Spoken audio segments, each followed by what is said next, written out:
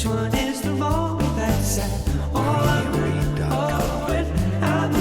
forward, I'm no longer in the cracks, no longer on the railroad tracks. I'm moving to the front, I don't belong way in the back. Onward, I'm moving forward. Who do you work for? Where are you from? Hey guys, what's up? Happy Friday and welcome back. Thanks so much for tuning in this week for another episode of the BMuz Reviews podcast. I'm your host, Brandon Musica. As always, we're going to analyze, review, and discuss the latest news and dive into the past regarding movies, music, video games, and much, much more. If you don't already, be sure to follow us on Instagram at BMuz Reviews and tune in to the BMuz Reviews podcast each week on Spotify, Anchor, Google Podcasts, and all other streaming platforms. If you're watching on YouTube, we thank you so much for tuning in. Please be sure to like, subscribe, leave a comment below, and hit the bell icon to receive notifications that inform you exactly when our podcast and all other video content goes live. If there's a question or topic that you'd like us to discuss on the podcast, send them to bmuzreviews@gmail.com with podcast, question/topic in the subject line. With all that out of the way, let's not waste any more time and get right to this week's news. Welcome everyone to the BMuz Reviews podcast.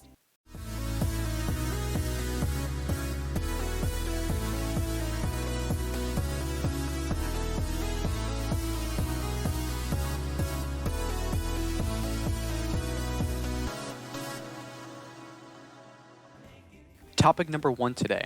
Netflix Marvel shows are heading to Disney Plus, but not in the US. From Defenders to Daredevil to Jessica Jones, Luke Cage, Punisher, and Iron Fist, the Marvel shows on Netflix will release on the Disney Plus platform internationally. Screen Rant writes the following, and I quote, Netflix's former Marvel shows like Daredevil and Jessica Jones are officially releasing on Disney Plus in March. Marvel Studios has expanded the Marvel Cinematic Universe to the small screen over the last year thanks to Disney's streaming service. While WandaVision became the first official MCU show, Marvel TV previously made multiple live-action shows for Netflix that took a street-level approach and more adult tone to superheroes. While these shows were quite successful, they were all suddenly canceled starting in 2018. All of Netflix's Marvel shows have remained on the streaming service exclusively over the last several years, but it was recently revealed that this would change. Fans noticed that Daredevil, Jessica Jones, and other Marvel shows were set to leave Netflix at the end of February. This raised questions about what would happen to the shows in the future, especially since many saw renewed interest after Charlie Cox's Daredevil returned in Spider-Man No Way Home, and Vincent D'Onofrio's Kingpin return in Hawkeye. Speculation turned to Disney Plus or Hulu being the most likely landing spots for the Marvel Netflix shows. Now, Disney has officially confirmed that all seasons of the Marvel Netflix shows are releasing on Disney Plus on March 16th, 2022, end quote, but internationally, not in the US. When these shows do arrive on streaming in the US, my best guess would be Hulu. Disney has wanted to keep the Disney Plus platform completely family-friendly, family-oriented with its content. So with the adult tones and the graphic content within the Marvel Netflix shows, I don't think that Disney Plus would be the platform that they choose to go with. Hulu, the sister streaming platform, I think would be the better option, and I think that's the one they would go with when the shows do arrive on streaming in the US. But we'll have to wait and see. In the meantime, we'll keep our eye out for any more news that comes out about this. In the meantime, stay tuned. Now our next topic today, sticking with the Marvel and Disney talk, which Spider-Man will appear in Doctor Strange in the Multiverse of Madness, the highly anticipated next installment of the MCU franchise. Now, a recent photo posted online from the actress who does the Portuguese voice dub for Wanda in the MCU movies. Photo shows her in studio alongside the actor Manolo Rey, who does the Portuguese voice dub for Tobey Maguire's Spider-Man. And in the photo, he is seen wearing a t-shirt with all 3 Spider-Men on it, with the caption, "Good things are coming," written on the post. Now, is it too far-fetched to believe that when Disney and Marvel Studios originally approached Tobey Maguire about being in Spider-Man No Way Home, that they also pitched ideas for other upcoming projects as well? I don't think that it is. Again, you have to ask yourself, which actor and or actress do you know that has signed on to be in the MCU and has only appeared in one film? Besides Aaron Taylor Johnson as Quicksilver, but his character, spoiler alert, dies. So that doesn't count. Spider-Man No Way Home also directly involved the multiverse and its concept within the MCU. And the very title of the next film is Doctor Strange in the Multiverse of Madness. So I think anything is on the table, and I think most fans would agree with that. So we'll have to wait and see if they ultimately do appear.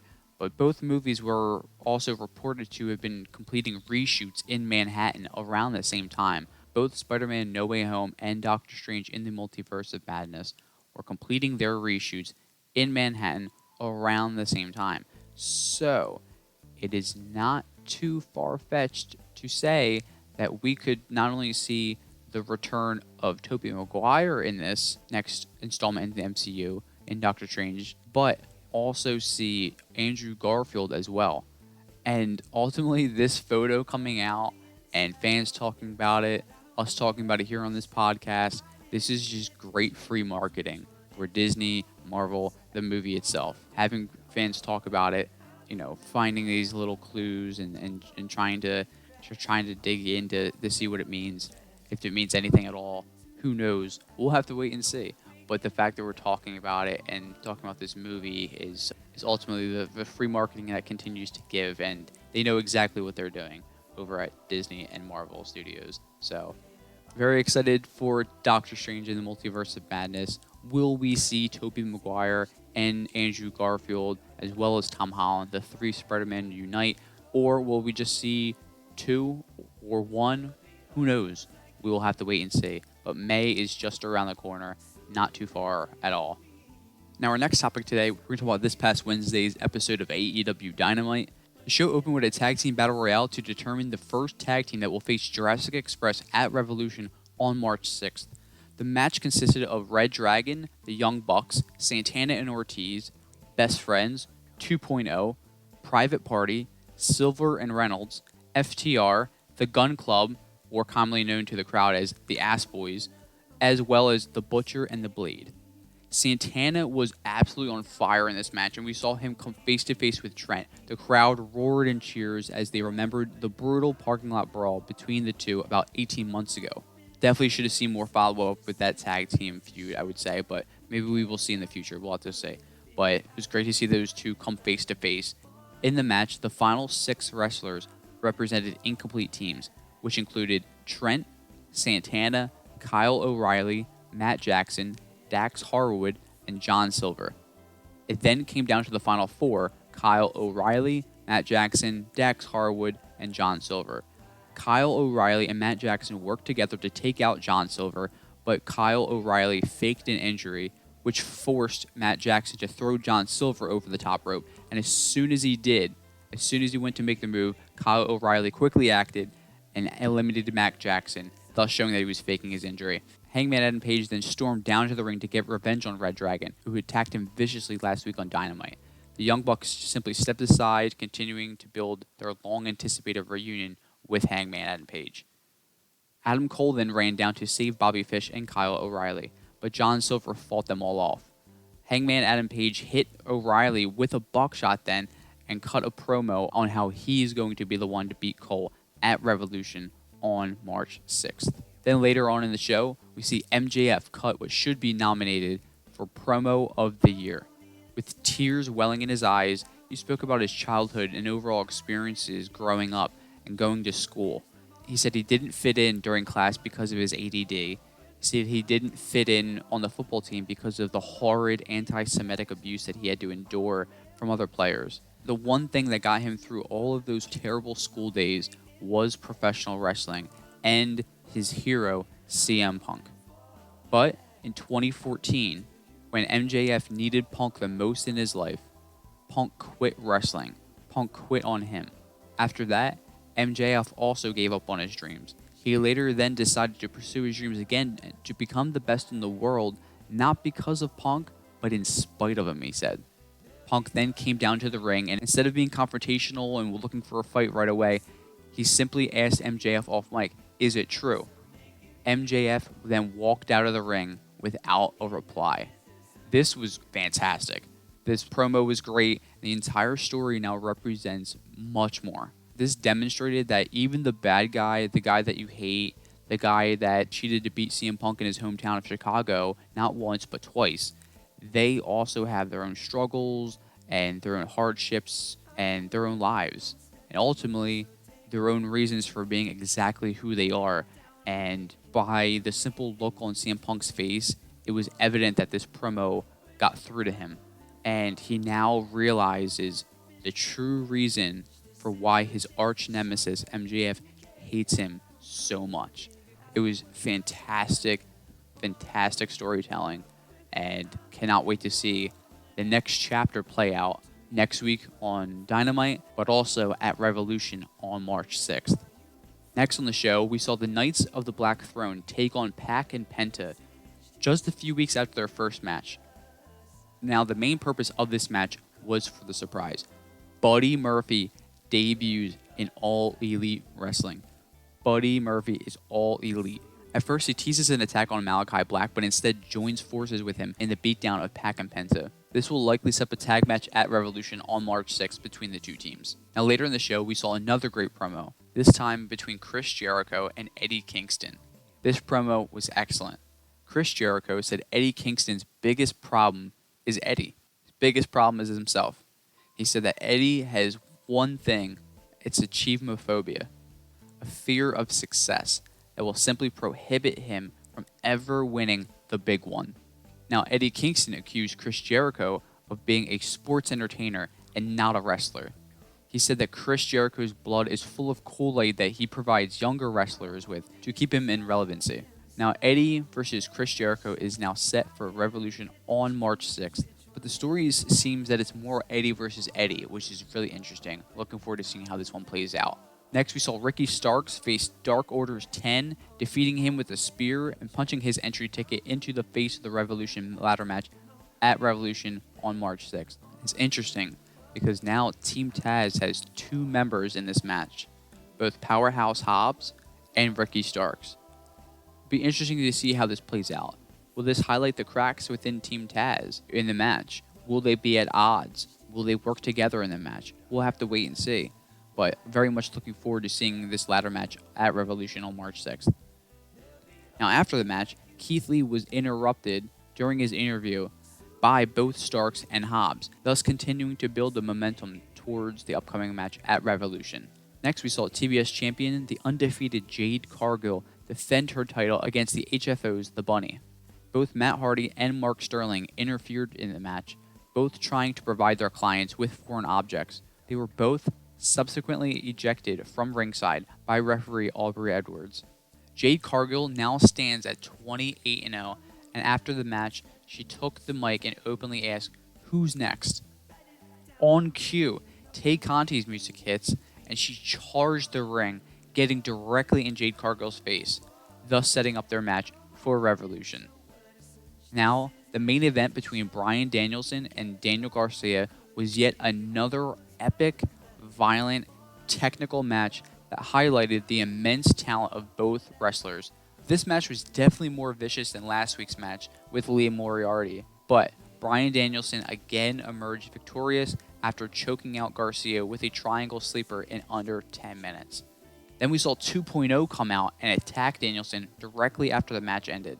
And then we saw Jon Moxley come out to save Danielson and fight off 2.0. Danielson then saved Moxley from a chair shot from Garcia, and the two agreed to set their match for Revolution on March 6th to bleed together before they can make others bleed. After the match, hoping that this concludes with the two officially joining together as a faction and taking not only the tag team division, but all of AEW by storm. Great episode this week of Dynamite. Looking forward to next week's installment of Rampage and Dynamite, and also greatly looking forward to, cannot wait for Revolution on March 6th.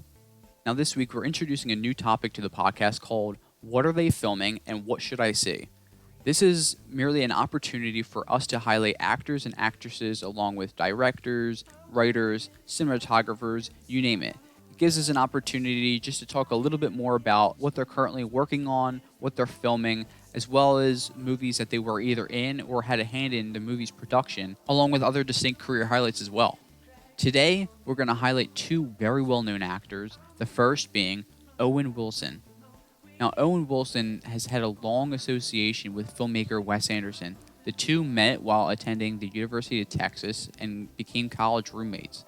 Both Wilson and Anderson wrote Bottle Rocket, Rushmore, and The Royal Tenenbaums together, the last of which earned them an Academy Award nomination as well as a BAFTA Award for Best Screenplay. Other Wes Anderson films Wilson has appeared in include The Life Aquatic with Steve Zissou, The Darjeeling Limited, Fantastic Mr. Fox, The Grand Budapest Hotel, and most recently The French Dispatch. Wilson also starred in Woody Allen's Midnight in Paris, which earned him a Golden Globe Award nomination. He can currently be seen in the film Marry Me alongside his former Anaconda co-star Jennifer Lopez. He's currently filming The Haunted Mansion, a screenplay written by Guillermo del Toro, which also stars Rosario Dawson and Danny DeVito. Now, for 3 picks of movies that you should see that I personally recommend with Owen Wilson, number 1, Midnight in Paris, the film that earned him a Golden Globe Award nomination, directed by Woody Allen that we mentioned here. Number 2, The Darjeeling Limited, another film that we mentioned here, a film written and directed by Wes Anderson, also stars Adrian Brody, Jason Schwartzman, and many others. Great movie. Number 3, No Escape, a solid thriller, a very underrated film, and one that typically don't see Owen Wilson do. Typically, we see Owen Wilson take on more comedies, maybe occasional drama here and there, but this is a true thriller from beginning to end, and I remember seeing it in the movie theaters. It was one hell of a ride. From beginning to end, it just gives you that anxious feeling. It does what any true great thriller does. It keeps you on the edge of your seat from beginning to end. Highly recommend checking out No Escape and all 3 of these picks. Midnight in Paris, The Darjeeling Limited, and No Escape. Next, for What Are They Filming and What Should I See, we'll be talking about Brendan Fraser. As a teenager, Brendan Fraser geared his studies toward receiving the proper training that's essential in his artistic growth. After attending Upper Canada College in Toronto, he went on to receive his BFA in acting at Seattle's Cornish College of the Arts. While road tripping his way to graduate school in Texas, Brendan made a stopover in Hollywood. After pondering his next move, he planted his flag in Hollywood, and it has worked out very well for him ever since then. He is known very well for his blockbuster hits throughout the 90s, such as The Mummy Returns, George of the Jungle, and more. He recently starred in Steven Soderbergh's movie No Sudden Move as Doug Jones, and he also recently finished filming his scenes in Martin Scorsese's upcoming Killers of the Flower Moon that will debut later this year, along with Darren Aronofsky's The Whale. He was also recently cast as the villain and is currently filming his scenes for the upcoming movie Batgirl. He will be starring as Firefly, the villain in that movie. Very much looking forward to seeing Brendan Fraser's upcoming appearances. Great to see his return in such big roles. Truly deserves it. The guy has been through so much, and I know that a lot of people are rooting for him. I myself am one of those individuals rooting for him to succeed, and it's just great to see him get these new opportunities, and I wish nothing but the best for him and continued success for him. Now, for our 3 must-see picks for Brendan Fraser, number 1, Encino Man. Encino Man is a classic, one of his first major roles in the early 90s that really put him on the map, I would say, in Hollywood for sure. Number 2, Airheads, one of my favorite comedies, also featuring Adam Sandler and Steve Buscemi. Just a really funny movie. Definitely recommend checking it out. And number 3, Bedazzled. Us being in the month of February and recently passing Valentine's Day, it's definitely a different take on a rom-com, but that's what I think I appreciate most about it. It's definitely different, and it's fun, it's inventive, and it's definitely rememberable for sure. And I wanted to recommend it to you if you have not seen it. in all three of these films. So again, with our picks, Encino Man, Airheads, and Bedazzled, definitely can't go wrong with any of these movies.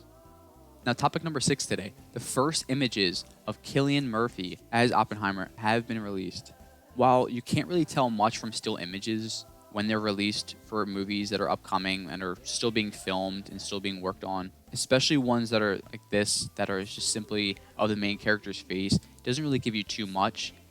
But this specific image and the way that it is presented, the way that it looks, the color, the black and white, it just presents the vibe of the era that this film takes place.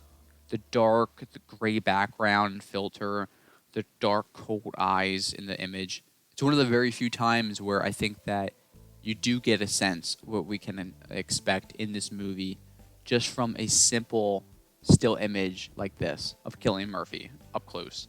Now, The Hollywood Reporter writes, and I quote, "Cillian Murphy is one of the fathers of the atomic bomb in the first look at Oppenheimer. Christopher Nolan's biopic of J. Robert Oppenheimer, the Universal feature, which has started production in New Mexico, has also added Kenneth Branagh to the call sheet, along with actor Michael Angarano. The star-studded cast includes Robert Downey Jr., Matt Damon, Emily Blunt, Florence Pugh, Rami Malek, Benny Safdie, Josh Hartnett, Dane DeHaan, Jack Quaid, Matthew Modine, and Alden Ehrenreich, as well as David Krumholtz. Now, Murphy will portray Oppenheimer, one of the fathers of the A-bomb during the Second World War, who later found his loyalty to the United States questioned by hawkish government officials. Just an unbelievable cast, and obviously an unbelievable director in Christopher Nolan. This movie will bring all the juice, I am certain. I am certain of that fact. Set to release in 2023. Cannot wait for this film. We'll have to see what comes out next. More photos and an official trailer eventually later down the road. But already, just from this one photo, typically, as I said, you can't tell too much, but just from the vibe that you get from this still image and also this cast alone, which is incredible. This movie is definitely set up to be epic for sure in many, many ways. So very much looking forward to Oppenheimer when it comes out in 2023. Now, our next topic today is regarding the Batman. And a lot of online conversations have centered around if the US rating system is entirely too lenient or if the UK rating system is entirely too strict. Now, this goes along the lines of the Batman in the US being rated PG-13. And in the UK, the Batman received a rating of 15. Now, for those of you that do not know, in the UK, a 15 is the equivalent to an R rating in the US. Joker was released in the UK with a 15 rating and also received an R rating in the US when it released here. The reason why this is such a significant issue for not only the studios, but theaters and fans as well, is because in the US, regardless of your age, you can get in to see a rated R movie as long as you are with a parent or guardian above the age of 21. That's all it takes, and you can get into a rated R movie. But in the UK, with any movie that receives a 15 rating, anyone under the age of 15 cannot get in. So this is a major decision for studios and theaters. Not having any individual under the age of 14 allowed to go see this film, that's a good chunk of your core audience right there. That's a good 10 to 15% of your box office, especially opening weekend. That's a lot of money that you're going to lose. A lot of money will be lost because of that decision. And especially with theaters, you know, what they've gone through since the pandemic, losing all the money and finally getting a big hit with Spider-Man No Way Home, and you know, definitely going to have another great hit with Doctor Strange in the Multiverse of Madness, but this film, definitely a much-needed hit for them in March, for sure, with the Batman. And for them to have to deal with this as an issue now, it adds on to the financial issues and the financial catastrophe that has that movie theaters around the world have endured the past few years. And ultimately fans want to see this movie. They've been waiting patiently. They're very hyped to see this film. They want to go to see it. They want to bring as many other friends and family members as possible to go see it. But in the UK, if you're under the age of 15 as it currently sits, you are unable to see this film. And, it brings up, many more questions. Should the Batman have received an R rating in the US? I don't know. I haven't seen this film yet. Very much looking forward to seeing it. As we said before in the podcast, this film is setting up to be the darkest and most adult-centered tone that we've seen around Batman on the big screen. But I don't necessarily think that if this movie was in fact rated R, I don't believe for a second this movie would scar anyone mentally the same way that a Texas Chainsaw Massacre movie or a Saw movie would. It's interesting to see the difference in ratings across the seas. Now, another question being raised is that should the UK update its movie guidance and rating system to incorporate a 15A rating, allowing parents or guardians the option to decide if they want to take their child to see the movie or not. That ultimately solves the issue right there. 15A would then be the equivalent to an R in the US, where even though a movie is rated R with parent and or guardian supervision, you are granted access into seeing the film if your parent or guardian chooses to take you. Very interested to see how this plays out. Very interested to see what the UK chooses to do with its rating system, and ultimately interested to see how the movie guidance and rating system across the globe is affected by this in the future. I'm sure that we will. But regardless, still very much looking forward to seeing this film. It's only one more week away. One more week away, and we will see the Batman. Cannot wait. Cannot wait. But very curious to know what your thoughts are. If you're watching on YouTube or have any questions, please comment down below. And as always, feel free to send us your questions and or topics that you'd like us to discuss on the podcast. Send them to bmuzreviews@gmail.com, and we'll be sure to take them up right here on the podcast. Definitely interested to see what happens with the future of the rating system and ultimately how the Batman is affected by this decision. Now, our next topic today, we're going to be previewing and predicting the upcoming Oscars. 2 weeks ago on the podcast, we introduced this year's Oscar nominations, and news also just came out earlier this week stating that 8 of the categories will be awarded before the ceremony goes live on TV. So today, we're simply going to preview and predict the categories that we felt like discussing. First category, animated feature film. And for animated feature film this year, definitely predicting that Encanto will be the winner in this category. Recently got to see Encanto for the first time. Definitely think it's going to do very well in all the animated categories, especially for its score and soundtrack. Next, in the writing category, we'll look at Best Adapted Screenplay. For Best Adapted Screenplay this year, predicting that the winner will be Coda. Have not gotten the chance to see Coda yet. I believe it comes out March 21st in theaters. Very much looking forward to going to see this. Next, in the writing category, Best Original Screenplay.